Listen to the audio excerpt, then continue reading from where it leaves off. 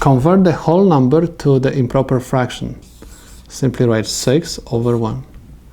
Divide by mixed number, also you have to convert to the improper fraction. Times 3 times 1 is 3 plus 1 is 4. So 4 over 3. Remember, copy down the fractions. I have 6 over 1.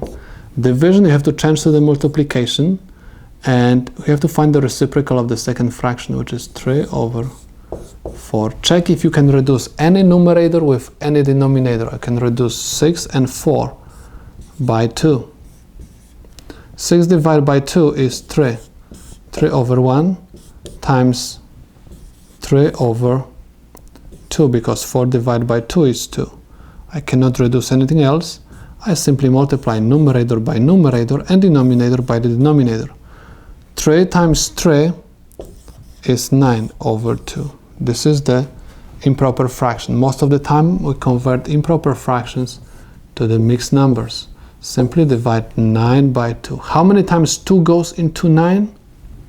Goes 4 times. 4 times 2 is 8. Subtract 9 minus 8 is 1.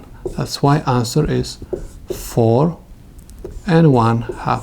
Remember, top goes to the front, remainder goes to the numerator, divisor goes to the denominator. Answer is 4 and 1/2.